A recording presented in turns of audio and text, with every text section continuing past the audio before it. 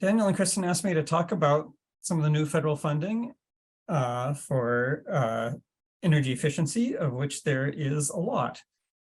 And in discussing this, we thought that it would be probably most helpful to give a very brief overview of what we're talking about, how much funding we're talking about, to give a kind of whirlwind tour of the many pots of buildings funding that are included, and then to focus much more detail on the home energy rebates from DOE. So that's the general plan. And I think the idea is we'll spend about 20 minutes on this and then open up for more discussion and questions. So the Inflation Reduction Act, as you probably all know, included roughly $350 billion in climate investments. Energy efficiency is a small part of that. How much is depends on a lot of factors about what you include as energy efficiency, and also how much from some very broad pots goes into efficiency as opposed to other uses that related to climate.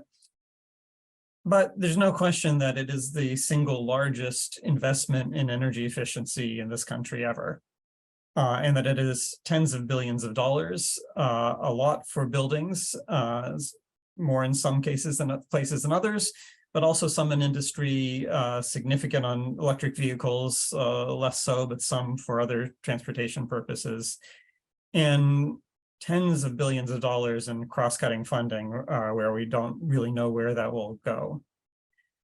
The Bipartisan Infrastructure Law, or Infrastructure Investment and Jobs Act, also included some significant funding, so I'll mention that in passing. And there's still some funding from the American Rescue Plan Act that is out there, and some building purposes are eligible for that as well. So I'll talk just about the buildings related funding, some of it actually, not even all of that today, but certainly if people have questions on others, you can raise those. Overall, I would just note that there's funding for a lot of different areas and huge amounts of funding in some and relatively small amounts of funding in others. I was going to mention, actually, back up, that I said this is the largest single investment. Just how significant it is going to depend a lot on the state. If you're Massachusetts, which is spending $1 billion a year on energy efficiency programs right now, the energy efficiency funding for Massachusetts is going to be relatively small, actually, compared to what they're doing. If you're in a state, as several of them in the Southeast, that have relatively small amounts of current energy efficiency funding, this could look really large and overwhelming in terms of having the people and the contractors and such to spend it. But that's just going to vary a lot. All right, so let's talk about some of these pieces. A significant focus for Congress was on home electrification. I'll note that most of this funding is not actually require electrification. We can talk about that more, but certainly for electric equipment, both the rebates that we'll talk about in more detail, but also the 25C tax credit that goes to individuals has a lot for heat pumps and heat pump water heaters, among other pieces of equipment. There's a number of programs that are aimed more at whole building retrofits. Again, another of the rebates that we'll talk about, but also HUD has a program for HUD-assisted housing. The Weatherization Assistance Program got more money in bipartisan infrastructure law, not in IRA. And for commercial buildings, as well as multifamily, the commercial buildings deduction existed, but is completely revamped and will be much more usable for existing commercial and multifamily buildings. So we think that will be significant as well. On new buildings, there's more than $1 billion for energy codes that I think can make a big difference. We're planning to work with some states in the Southeast, and there's a whole bunch of partners. They already distributed the first part of the money from the bipartisan infrastructure law. They are still trying to figure out how they're going to spend the $1 billion, but it will, I think, make a real difference in building energy codes throughout the country. But there's some other funding as well. There's, again, completely revamped credit for new homes. That, for example, for manufactured homes, it looks like that will make more difference than the federal standard will. And could potentially have similar effects on the stick-built as homes, as manufactured homes community calls them. And again, for commercial buildings, the 179D deduction was changed a little bit more similar to what it has been for new buildings, but that will also help there. On the electrification side, there is both tax credit and significant direct funding for EV chargers.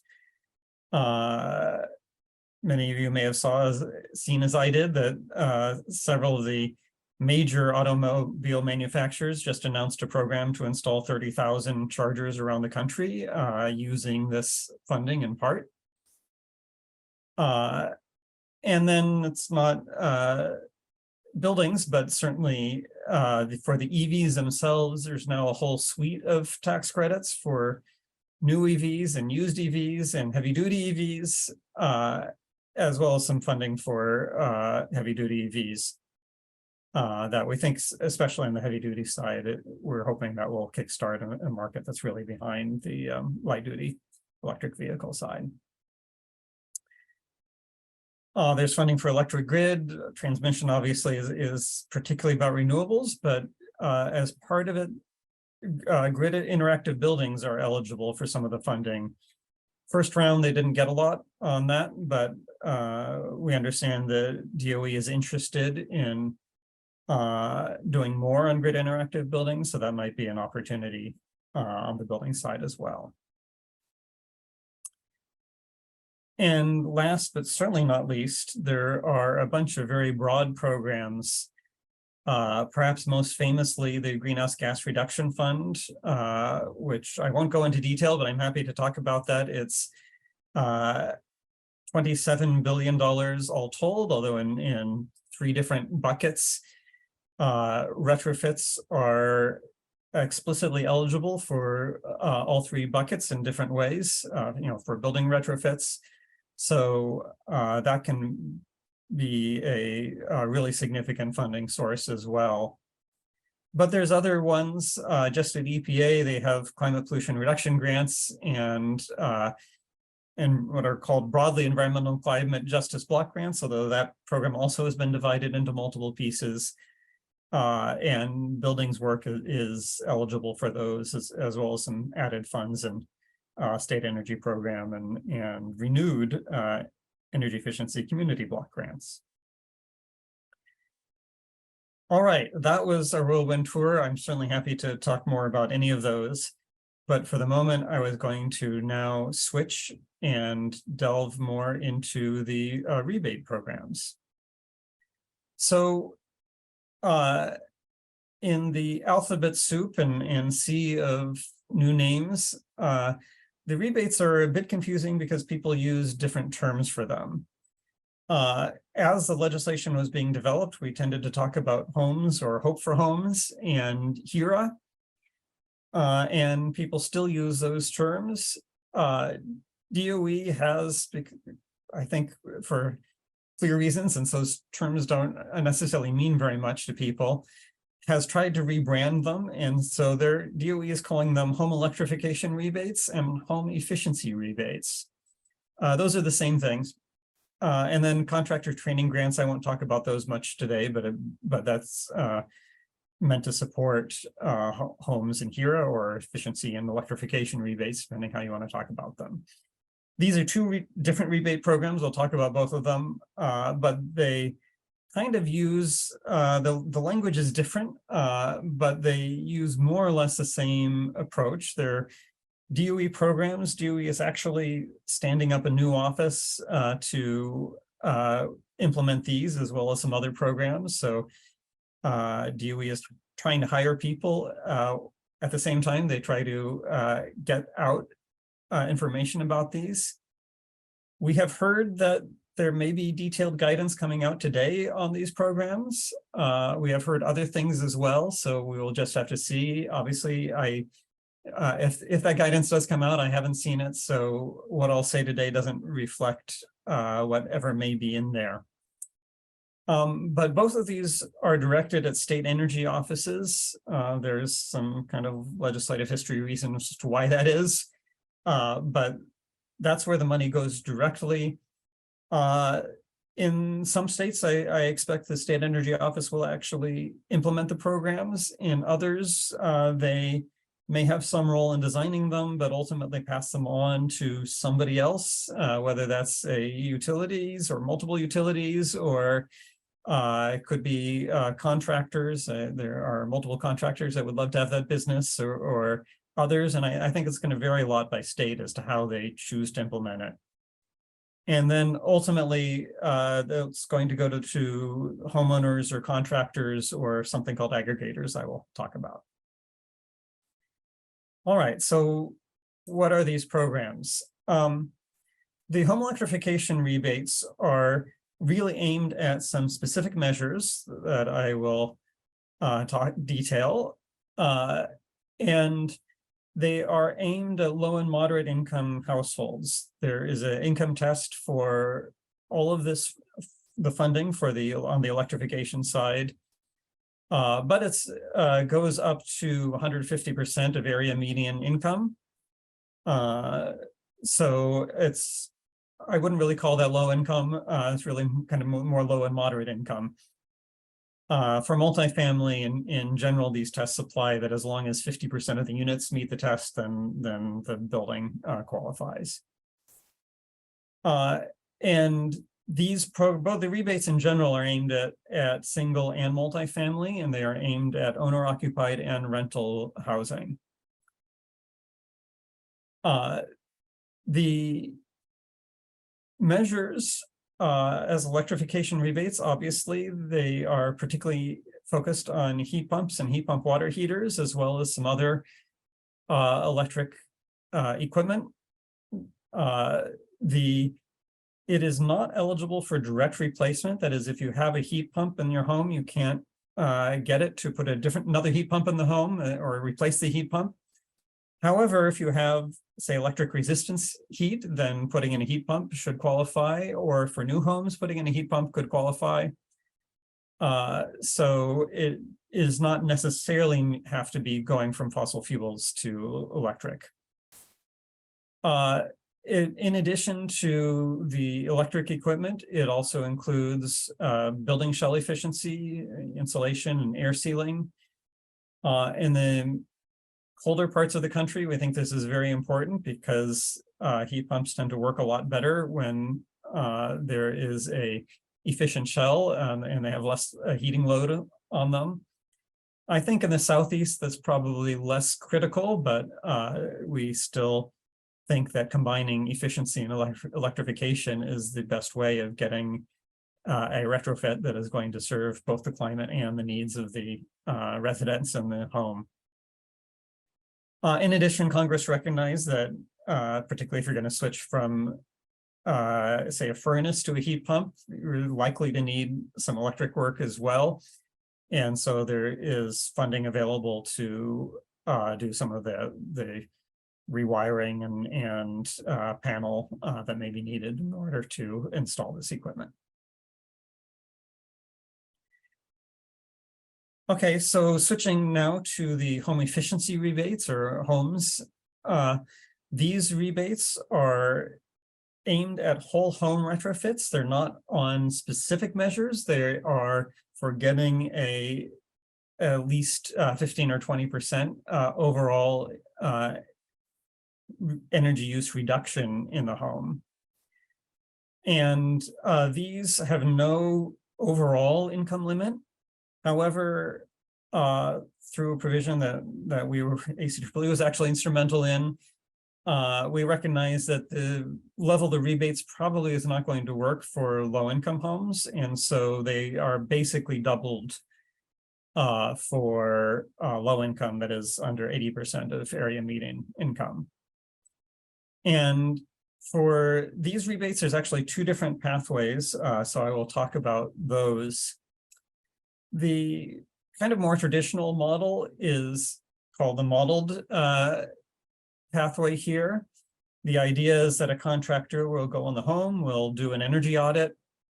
Based on that, they will come up with a scope of work, plug it into software that will model what the estimated energy savings should be for that home. According to legislation, that model should be calibrated to past energy bills to make sure that it has some representation of that actual home, although there's some certainly discussions around that. And then the modeled savings, according to the software, should be at least 20% of energy use, and that would be worth $2,000. And if it's 35% savings for a really deep energy retrofit, the rebate would be up to $4,000. And again, those amounts get doubled for low income, so it would be $4,000, $8,000. Again, there's really no specification on what measures qualify. It's however they get the savings. It just would have to be go into the software and be consistent with BPI 2400. The other approach is referred to as a measured pathway. And this is a approach that has been tried particularly in California, but there's in several other states that are at least working on programs.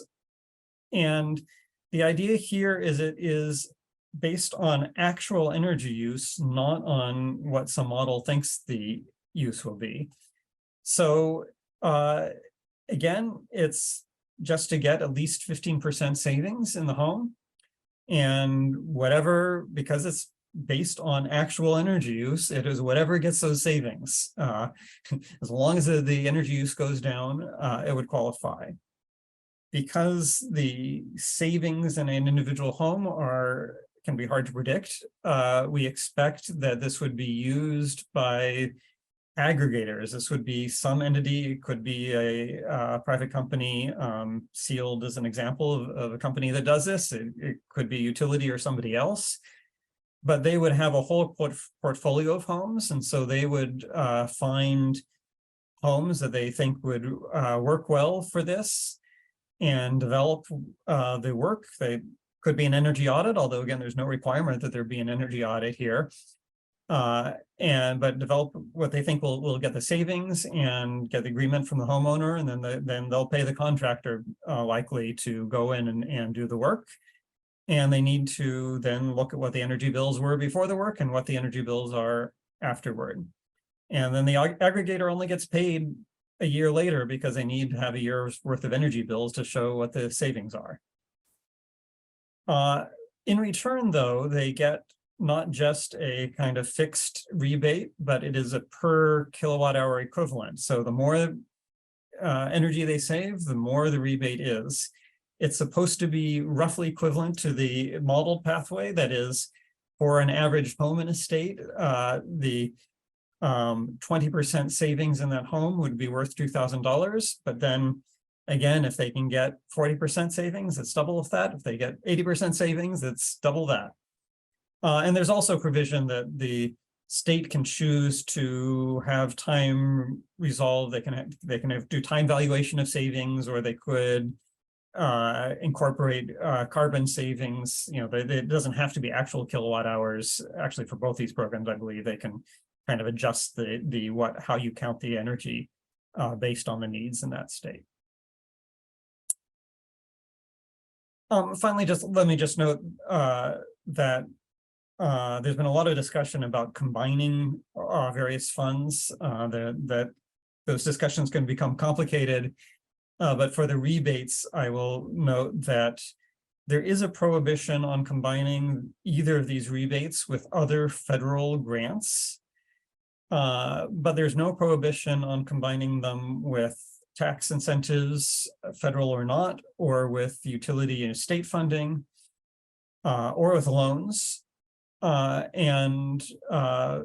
Certainly states or utilities can do technical assistance or recruiting homeowners to participate, or can participate in these in other ways. With that, let me stop, and happy to open it up for discussion. Great, thank you, Lowell. And I think I'll stop sharing so we can see people, unless you think I should keep the slideshow up. It's up to you, I think. All right. I can see the I chat. can always put it back if we need it. Yeah. Well, let's, I see Eddie's got his hand up. There's a couple of questions in the chat already, but Eddie, why don't you kick it off? Lowell, thank you for the overview. Let's imagine you know of a nonprofit that does a really good job providing basic weatherization services to low-income homes for an average of about $3,000 for basic building envelope tightening, and your state does not have a robust state energy office program, and they're not really sure what they're going to do with all the money yet. What's the best pathway to line up federal funds to flow to that nonprofit, either through the state or directly, or a local government, or, how do we get these guys on a pathway where they're getting $1 million the first year and it ramps up to 5 over 3 or 4 years and continues, so that they're weatherizing thousands of homes while everybody else tries to figure out what's going on? First, I would note there is some significant funding for the Weatherization Assistance Program. So to the extent they're participating in that, that would be the first route, because that's and I support the Weatherization Assistance Program, and I've seen them do great things, but I think under our state situation, they're going to get WAP funds and try to spend those, and other people are probably going to go a different direction. Right. So a couple things. The rebates the state will need to get its act together to put the rebate program in place. As I say, there's a number of ways. There's a lot of flexibility, and how much we don't know until DOE issues the guidance, but there will be a lot of flexibility for how states can run this. DOE will also probably put out model programs that for a state that doesn't want to kind of develop their own. I think DOE is going to hand them that if you send us, and the state would needs to apply for the funding with exactly how they're going to run the program, and DOE is going to say, if you give us this proposal, we are going to approve it. So that will be one way, but if states want to do something else, they can do that. And again, I think there will be contractors going to the states, probably already are, saying, we'll provide you a turnkey service. Just adopt our method. However we've designed our program, tell DOE you're going to do that. We'll just run it for you. So I don't know what states are going to choose. I think there's going to be a wide variety. But certainly for the electrification rebates, as I mentioned, that is electric equipment, but it is also envelope measures, insulation and air sealing. It's pretty flexible, and for low income, it is fairly significant, up to the cap on the in terms of the funding. So that's won't be $3,000 through the electrification if it's just envelope measures, but would be certainly help get there. Yeah. The other one I would mention certainly is some of the EPA funding. The Greenhouse Gas Reduction Fund is complicated, and it's going to go through multiple channels. And other than solar or solar related work, and solar related work can include building upgrades that make it more usable to do solar on the building. That will, so other than solar, it will be loans, not grants. But it can be forgivable loans or other kinds of financing. There's short of grants, there's a fair amount of flexibility. It will go through, some of it will go through kind of local CDFIs, community development financial institutions, if you're not familiar with that. Some of it will go through big national nonprofits. Those nonprofits may further distribute the money. So kind of remains to be seen. Green banks are part of that, but there's nothing that kind of requires it be. So I would expect green banks will get some of the funds, but not all of them. And so in terms of, if there's some flexibility in terms of how the financing works, then I think that is a really significant. Again, maybe aimed like the whole home retrofits, where maybe you can get 20% through envelope, but you might need to do a little bit more than envelope work to get the whole home retrofit funds. The greenhouse gas reduction funds are intended for deep retrofits. Exactly what it means is, even the guidance is out on that, and it's still not really clear, I would say, because it points to an executive order, but the executive order is about federal buildings and doesn't really tell you, other than they clearly are thinking about deep retrofits as their goal. Hey, And I think I know some block grants. Don't those sometimes have a formula grant that goes not just to the state, but through the city? So the energy efficiency and conservation block grants go for the 1,700 or so largest cities in the country. They go directly to the city. For smaller towns, it goes through the state energy office to the smaller towns. So those are certainly, it's not a huge amount of money this time, but that goes directly to the cities and is available. The other one that may be of interest is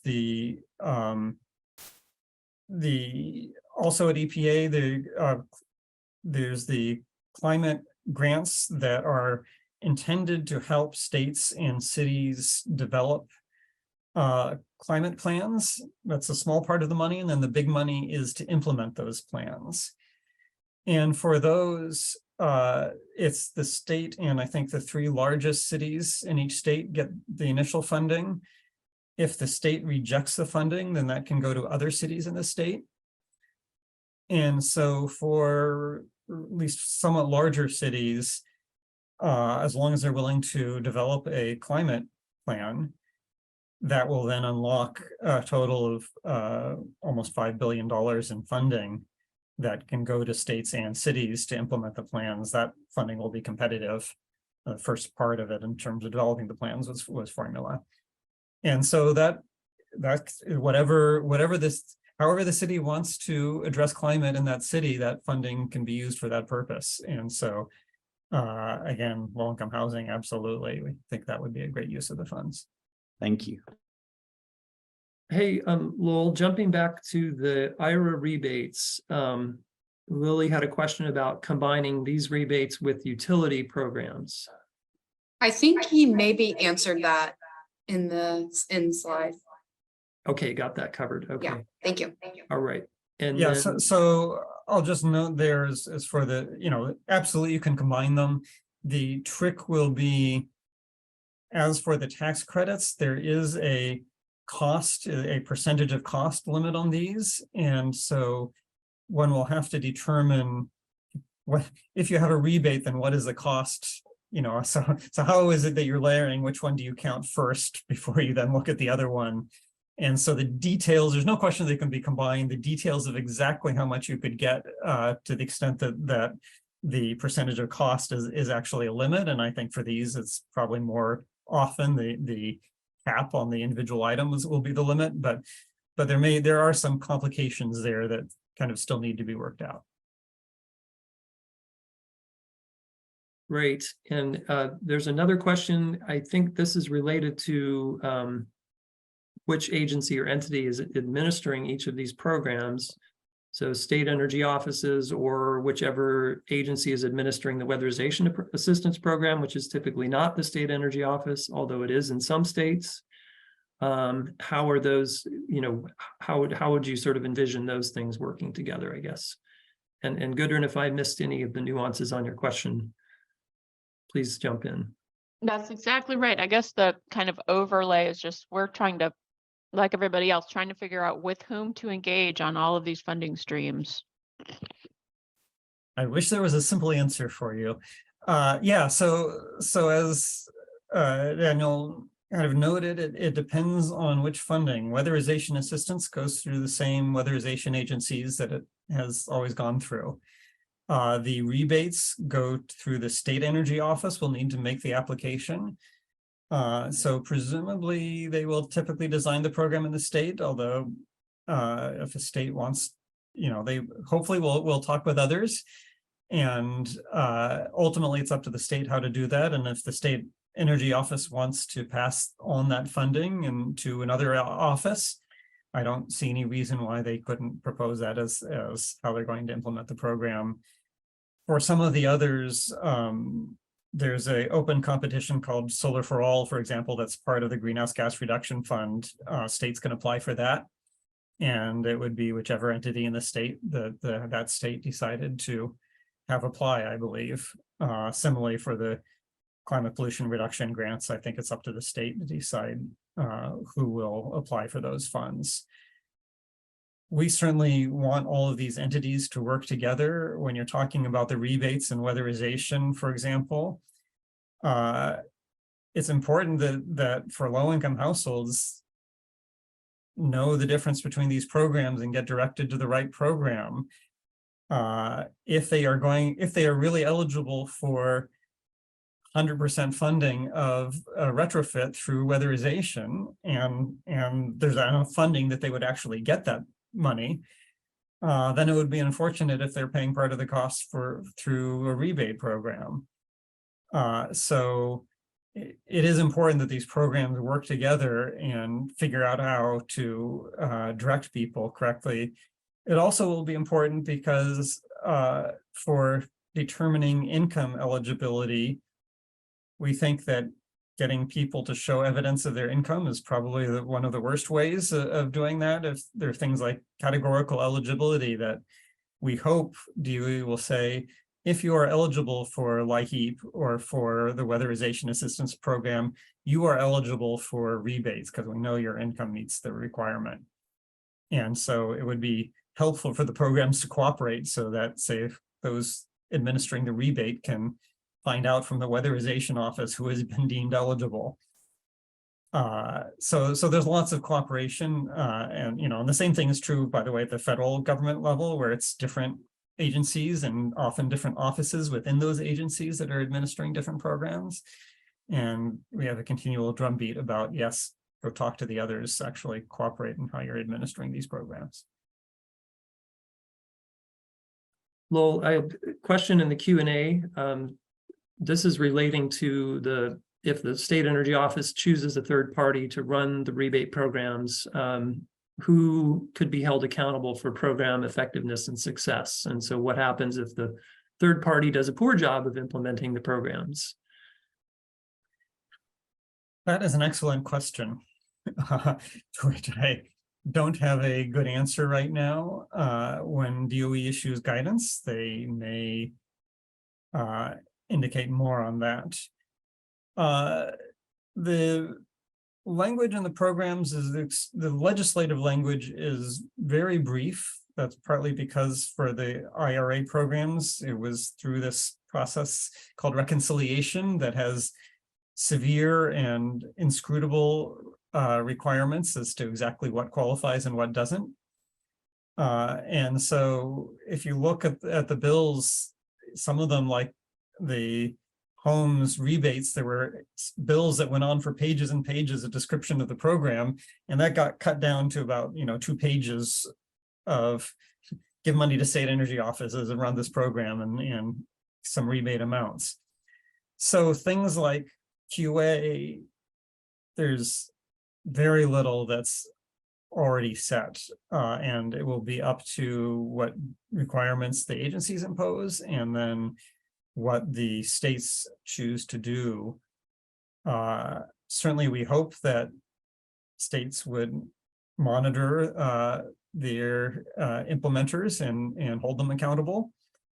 And that DOE will upfront, not after the programs are already going, say, oh, you need to monitor effectiveness, but will, before their programs are designed, say, we want this information and this data to come back so we can monitor effectiveness. But we'll have to see exactly what they do.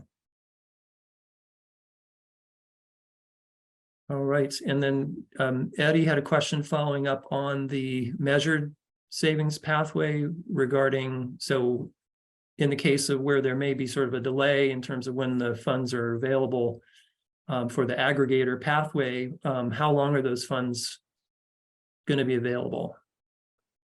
So in general, DOE is any day now will be releasing those funds. States will need to apply for them, then DOE will need to approve those applications. So there's several months before those funds are actually available to the states, and then it will take perhaps some more months for the states to get the programs underway. Legally, those funds are available for 10 years from when the law was passed. We think in most states, they are likely to spend those funds out before then. So it may be a few years. How many years is likely to vary a lot. Some states may spend the money in a couple of years, and others, particularly if they have less infrastructure and kind of need to build up, as I was describing, that may take longer. And the states have that money. That's not, the state can also kind of narrow the program or make it broader depending on how they choose to, whether they want to have more long-term impact or want to really get the money out. States will have some flexibility, I think, in terms of how they design the programs. In terms of measured versus modeled, that will depend on the state. The state could set aside funds for a modeled pathway. That might make sense, as you say, given that it may take longer. But they don't have to. Whether the states even need to run both measured and modeled pathways is a question. There were comments to DOE on, I think, both sides of that. So I don't know whether DOE will have any strictures there. But it might well make sense for states to say, okay, we're going to set aside some funding for the modeled pathway to make sure that does have time to ramp up and get going, and is not all used on the other side. I would note in that regard the same issue for multifamily and low-income homes versus kind of market rate housing. Most states, there's a lot more contractors on market rate housing and a lot more infrastructure there. So plus it just takes longer to do projects for multifamily homes because they're more complicated if you're trying to do 100 homes. So we're concerned that states make that money, make sure there's funding available for multifamily, particularly low-income multifamily projects, and make sure that the money is just not all gobbled up by market rate single-family homes that might have an easier time. DOE may have some requirements there, and states almost certainly can set aside additional funds. We certainly would advocate the states look, whatever it is that DOE require, that would just be a minimum. The state should look for their state as to how much multifamily housing they have, how much need there is in the low income sector, and make sure that sufficient funds are available for that sector. Lowell, we have another question. Well, it's two questions. Are there states that are not applying for or not accepting some of these DOE funds? And is there a place to track the IRA funds being dispersed? And for what purposes they're being dispersed? So on the first, there have been press reports that seem to be correct that Florida does not intend to take any IRA funds. That directly, they go to the state. Obviously, people in Florida can use the tax credits or whatever, but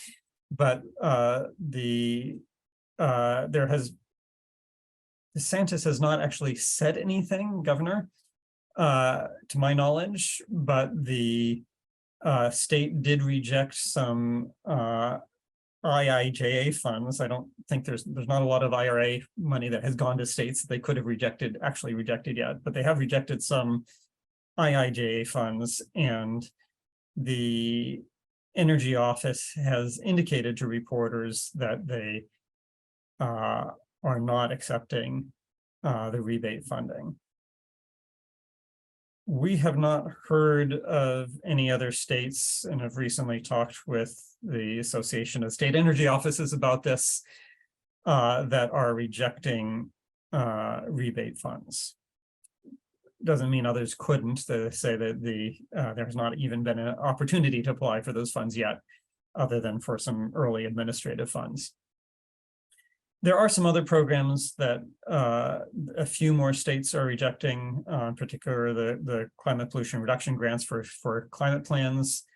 Actually, not a lot of states, but there's several states that have rejected those funds. For that one, as I mentioned, if a state rejects it, the cities in that state can still apply. So it doesn't mean it won't still go to those states. There's a smaller IIJA program called Revolving Loan Fund that is also for building retrofits, but it's a relatively small program. And there are a few states that seem not to be applying for those funds, not necessarily ideologically oriented, as in some states it appears they just didn't think it was, they weren't getting enough money in that state that they thought it was worth running that program. But we're very, say for rebates, that has been a concern. I've been particularly concerned on the electrification side, but so far the indications are pretty good that states are planning to apply. In terms, I didn't answer on dispersal of funds. I'm not aware of any really good website on kind of where funds are going and to whom and for what. The General Services Administration, which administers funds for federal buildings, actually has a broader site that does have, for a number of agencies, they have information on kind of grants going out, and they trying to track where by location where those are going. I wouldn't assume that's complete, but they have a nice interactive map that we can certainly probably send a follow-up and send out. And we've heard from some other outside organizations that are interested in this idea of tracking funds, but I haven't heard of anything that's actually set up to do that well as of now. There are a number of sites that try to have lists of all the different programs that are available. For buildings, for example, there's the Atlas Buildings Hub. That's a subscription basis, but they have a detailed listing. I think RMI has put out some lists, the White House's lists, and as well as, for individual programs, the agencies for any of these programs will have websites on each individual program.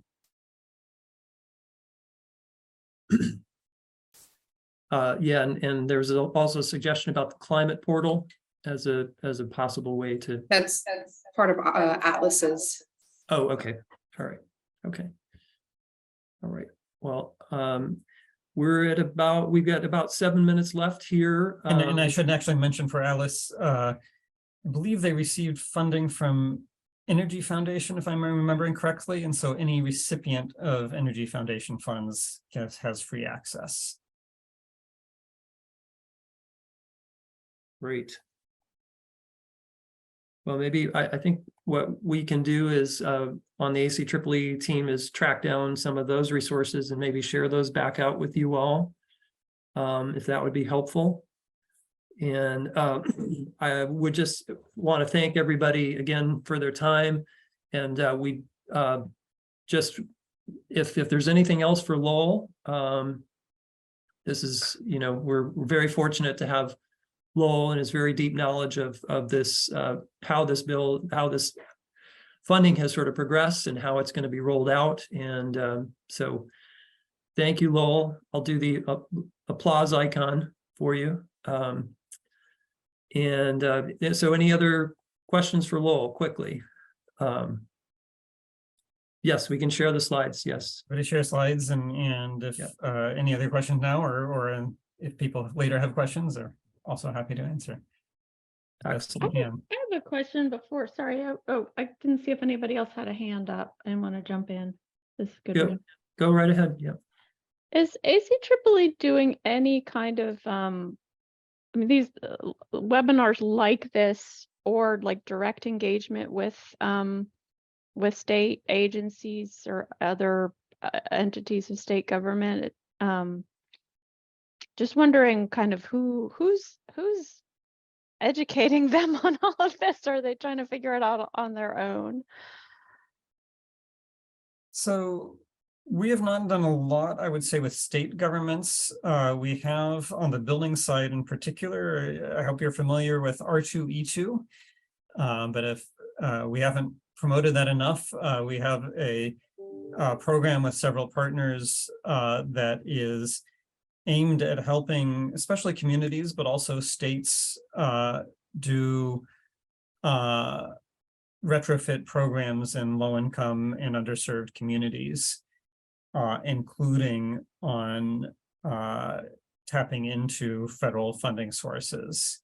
So that's can be, for example, the Buildings Up Prize that just closed.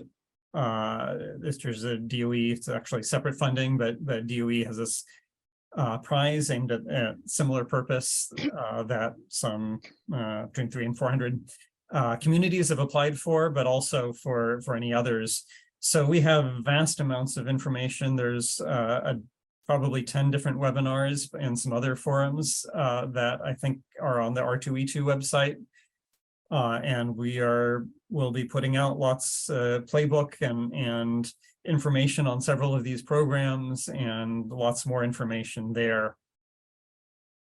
We're also working with Smart Surfaces Coalition, which again is more aimed at communities than states, but particularly aimed at cool roofs as well as some other measures to try to address urban heat island and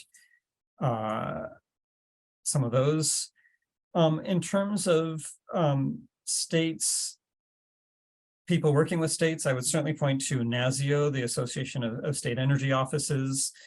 They have lots of working groups and weekly calls and work very closely with state energy offices around the country.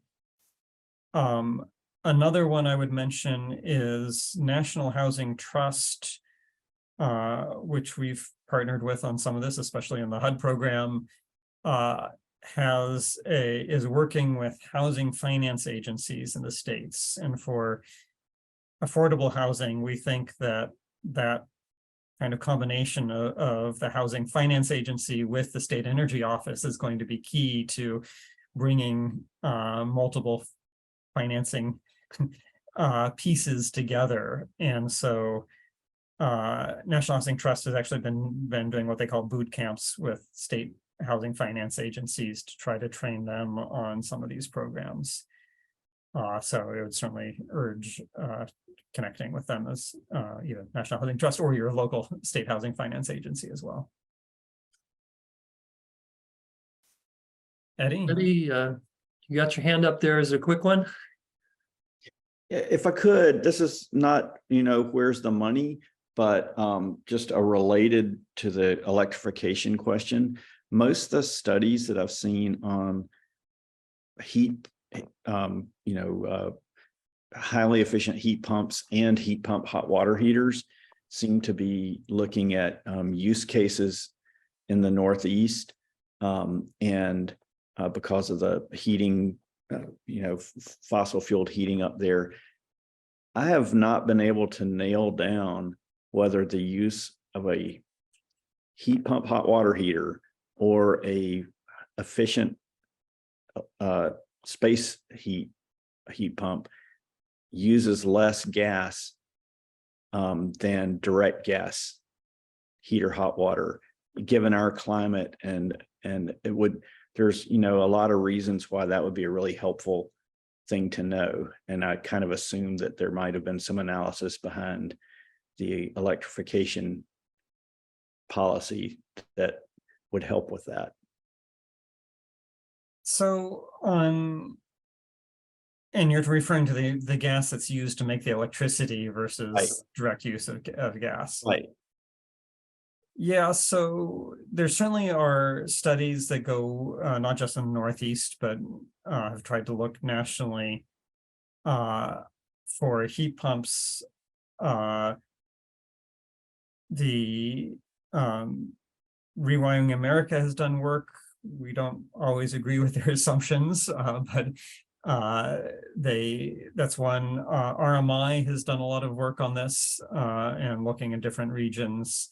We have put out some papers looking at heat pumps. I don't know that any of these are, I mean, gas, if obviously depends in some sense on the marginal production of electricity in the location. And so I don't know that we have directly looked at gas use or the others, but have certainly looked at carbon emissions and energy costs and other metrics around, are you really saving anything by switching to heat pumps? Our sense is in general that, you know, certainly in the South, heat pumps look pretty good. And when you're getting to parts of the Northeast, it becomes more of a challenge and perhaps more important to use cold climate heat pumps and such. But it is more difficult. But I say I don't think we look directly at gas versus gas, but overall, for most of the South, and for replacing other fuels such as oil or propane looks great, and for gas still generally advantageous. But I've certainly for heat pump water heaters, I actually looked a little bit at that for another project, and there clearly are regional differences, and I was not finding information that I trusted very well on what those regional differences are. But I think heat pump water heaters are so much better than the standard water heaters. I would be surprised if there wasn't a clear advantage. I mean, there's such an efficiency benefit from heat pump water heaters that and those work very well in the South, particular because of the hot and warmer water coming in. Well, we're getting the argument that when you electrify everything, we essentially need to expand the gas pipeline because of the rise in electric load. And seems to me like federal standards and efficiency programs are going to, the electric peak is very sensitive to what's happening with electric heat and somewhat sensitive to the electric hot water. Right. So I mean, the answer depends a lot on if you run efficiency programs, then the amount of additional electricity from electrification is much less.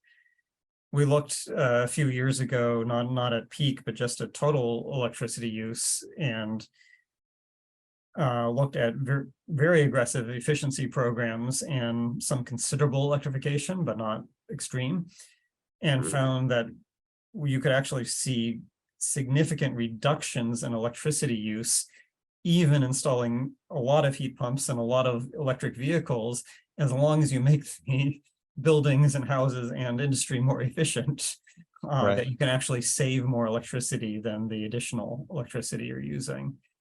There have been a number of other looks at this, and yes, if you assume no energy efficiency, and you assume a large amount of electrification, then your peaks can, especially your winter peaks, which are hard to meet with the renewables, can go through the roof. If you're using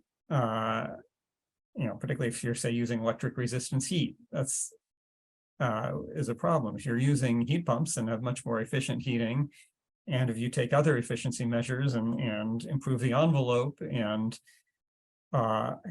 make sure the electric vehicles are efficient, then you can considerably cut down on the peak loads and can make that transition much more doable. So, All right. yeah, so Yeah. that's, we have some work on that that's out. We'll have more out, for example, in Texas. We have more work coming out on that. Good. And so we're, that's an area, but we think it's a solvable problem with efficiency. All right. Well, I propose that we wrap up here. Thank you again, Lowell, and thanks everyone for joining today. We hope this was helpful. Please provide, your feedback to us, anything that you would like or need from us in terms of follow-up. And let's stay in touch and keep communicating as we move forward on this effort. So wishing everybody a great rest of your afternoon. Stay cool. And we hope to see you again very soon.